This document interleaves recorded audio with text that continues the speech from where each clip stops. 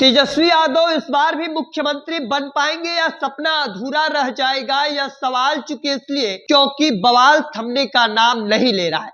भले ही एक और तेजस्वी यादव लगातार पूरे बिहार को घूम घूम कर अपनी ओर एकजुट करने का प्रयास कर रहे हो, वोट बैंक को एकजुट करने का प्रयास कर रहे हो, हर एक जातीय समीकरण को साधने का प्रयास कर रहे हो, पर आपसी बवाल जो है वह थमने का नाम नहीं ले रहा है। एक पारिवारिक तौर पर जिस तरीके से इन दिनों हाल के दिनों में बवाल सामने आया है, एक तस्वीर सामने आने के बाद एक और रोहिणी आचार्य जो तेजस्वी यादव की बहन है वह पार्टी परिवार से दूरी बनाती दिख रही है। और देखिए दूसरी ओर नीतीश सरकार जो है वह लगातार एक के बाद एक ऐलान करती जा रही है। हर वर्ग के लिए, हर समुदाय के लिए लगातार एक के बाद एक ऐलान किया जा रहा है। महिलाओं के लिए, युवाओं के लिए, बुजुर्गों के लिए, नौजवानों के लिए, सभी लोगों के लिए, कह सकते हैं समाज के हर वर्ग के लिए ऐलान किया जा रहा है। हालांकि तेजस्वी यादव लगातार घूम रहे हैं, लगातार जनता के बीच जा रहे हैं, वह यह बताने की कोशिश कर रहे हैं कि जब हम मुख्यमंत्री थे तो उस दौरान हमने कितना कुछ किया,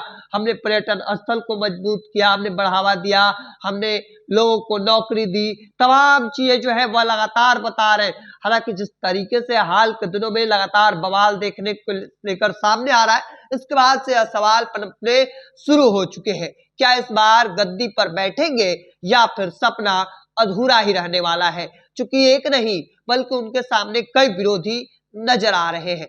सबसे पहले एनडीए, उसके बाद बात करते हैं प्रशांत किशोर, तमाम जो कई ऐसे चेहरे हैं वह लगातार देखिए, भले ही तेजस्वी यादव घूम रहे हो, जनता के बीच जा रहे हो, लोगों को यह समझाने का प्रयास कर रहे हो कि हमने नौकरियां दी, हमने पर्यटन स्थल को बढ़ावा दिया, हमने तमाम चीजें की, लेकिन सबसे बड़ा सवाल है कि तेजस्वी यादव के सामने एनडीए सरकार जो है वह लगातार एक के बाद एक ऐलान कर रही है। महिलाओं को लेकर, बुजुर्गों को लेकर, नौजवानों को लेकर, तमाम अलग अलग क्षेत्रों में समाज के हर वर्ग में ऐलान किया जा रहा है। और दूसरी ओर पारिवारिक जो कलह कह सकते हैं, पारिवारिक जो बवाल देखने को मिल रहा है, चूंकि एक और रोहिणी आचार्य दूरी बनाती नजर आ रही है पार्टी और परिवार से। अब इसके बाद कई बड़े सवाल जो हैं वह पनपने शुरू हो चुके हैं, चूंकि विधानसभा चुनाव काफी नजदीक है और उससे पहले तेजस्वी यादव लगातार घूम रहे हैं, जबरदस्त भीड़ भी जुट रहा है,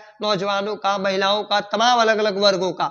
हालांकि इन सब के बीच दूसरी ओर पटना में जिस तरीके से आपसी कह सकते हैं बवाल जो है वह देखने को मिला और इसके बाद कई सवाल जो हैं वह पनपते दिख रहे हैं। अब आगे आगे देखना होगा कि आगे की तस्वीर क्या कुछ निकलकर सामने आती है। तब तक के तमाम हर अपडेट को देखते रहने के लिए इंडिया टॉप देखते रहे। धन्यवाद।